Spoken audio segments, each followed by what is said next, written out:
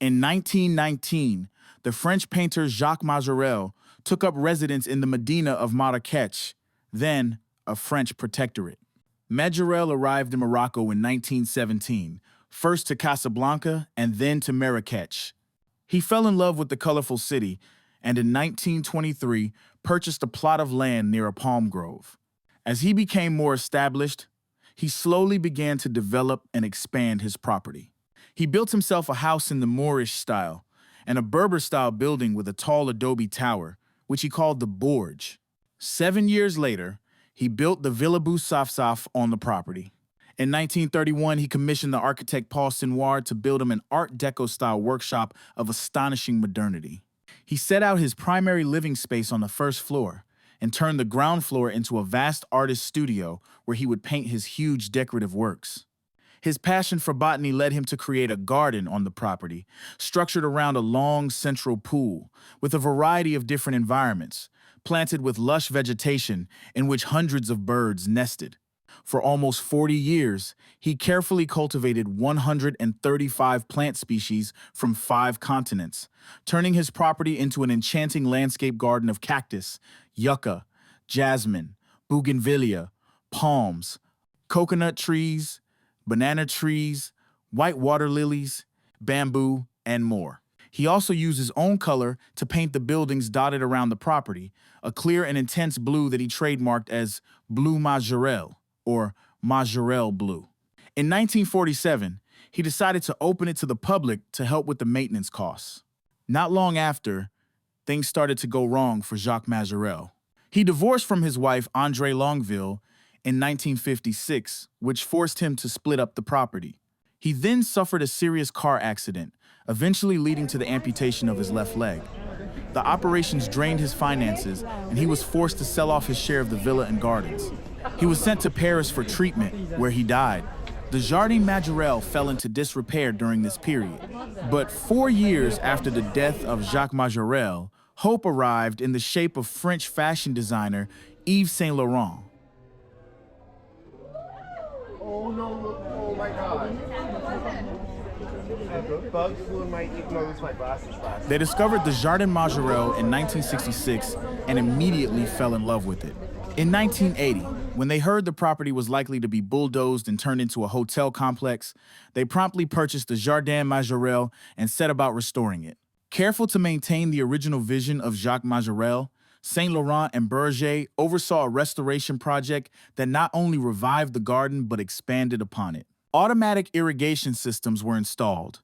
A team of 20 gardeners was put in place, and the number of plant species was increased from 135 to 300. Yves Saint Laurent died in 2008, and his ashes were scattered in the Rose Garden at Jardin Majorelle.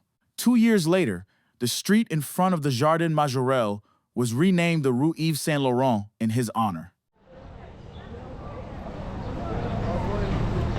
Of walking inside that Medina, because it's the biggest Medina, and you will have a lot of time to do shopping also. So here also just to have, because here they have a lot of tourism, even you're bargaining, they will not bargain with you because they have a lot of tourism. It's not like in Fez. So, but here just, if you like something, you know, just bargain. If you like it, just take it. But more we're going to have the real Medina, and it will be on Wednesday when we have a full day inside the souk and the Medina of Fez. Okay? You can buy an extra suitcase. And also, can I have your attention? This is very even that we have security with us.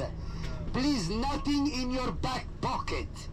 Man, you have your wallet, please put it in the front pocket. And the women also, please, your bag in the front, not on the side. They are professional here of pickpocketers. Try not to play, you know, don't talk on your phone or something, because if he runs inside that Medina, and there are more than 5,000 alleys, you have to be there till I come back next year to find you. So please, just be careful with your stuff. Okay, I don't think the Medina will be a lot of people because they're still in the Eid of the festival, but only just be careful with your stuff. Even when you take out your money to buy something, you know, just be careful. Thank you. The Medina is the name of the old city of Marrakesh. From the air, it looks like a giant beehive, and inside the Medina, there are almost endless activities to do. From the most luxurious accommodation in the world, to a traditional Moroccan bath or hammam, to visiting palaces, markets, and mosques, there is so much to see and do in the Marrakesh Medina. Surrounded by some 19 kilometers of ramparts built in 1122, the Medina of Marrakesh is a World Heritage Site and bears the name of the entire historic center of the city.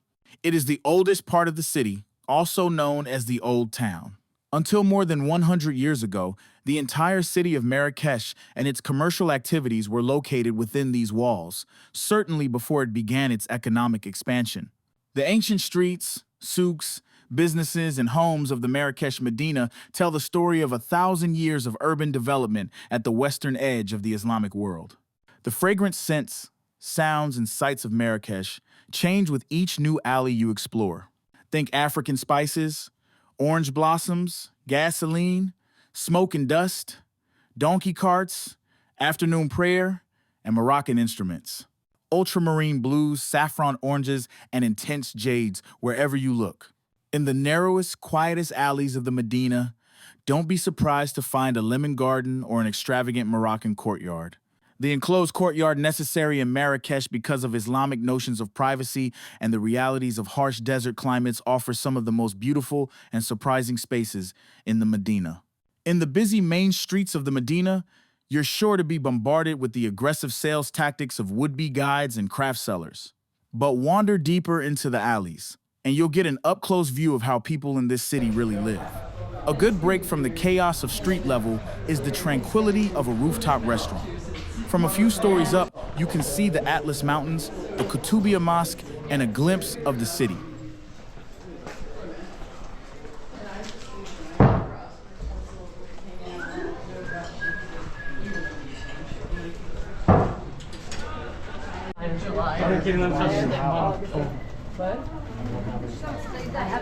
Anything that last count.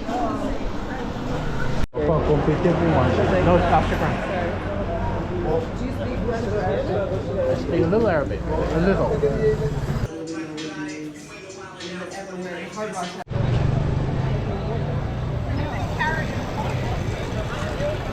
Yes. That's why I'm shooting jokes. No, thank you. Madame? Non, merci.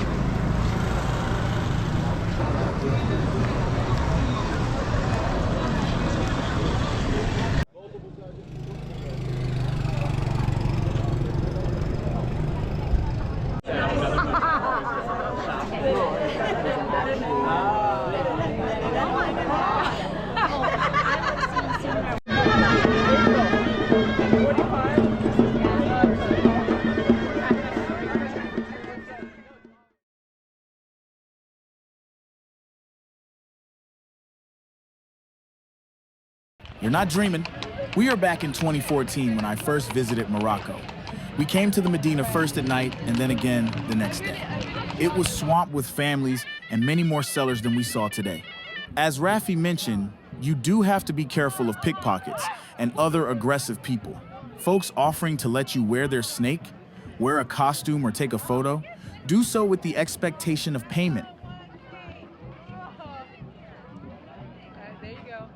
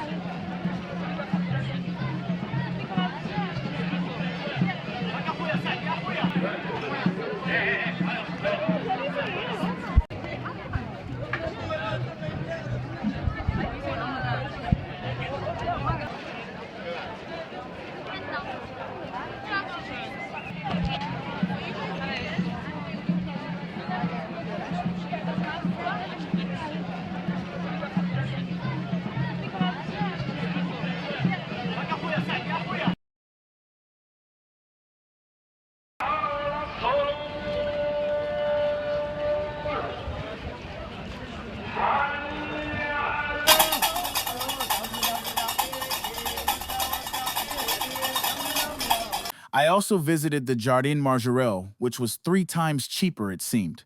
The spirit of Yves Saint Laurent was definitely in play all over the grounds of the garden. During our current visit, we only had around 40 minutes to tour the place. Back in 2014, we had a couple of hours to really enjoy the beauty that this place beholds. On top of the beautiful vegetation, there is a really cool cafe where you can enjoy a latte or a chef-prepared lunch. Jardin Margarel has an air-conditioned pavilion to host meetings and social events and does host several conferences a year. The neighborhood has a lot of similarities to my 2014 visit, but many, if not all, of the older structures have been torn down and replaced. Your eyes are not deceiving you. We arrived later into the night to the Hotel Atlas Asni. We arrived so late the kitchen had closed. We were promised that the kitchen would await our arrival, but they, at first, refused to prepare us food. After some wrangling, they made us a Moroccan salad and then served beef sausages with rice. It was good for what it's worth. According to Thomas Cook, this superb city hotel lies in the leisure district of Marrakesh within a short distance of Medina and the beautiful Medina Gardens.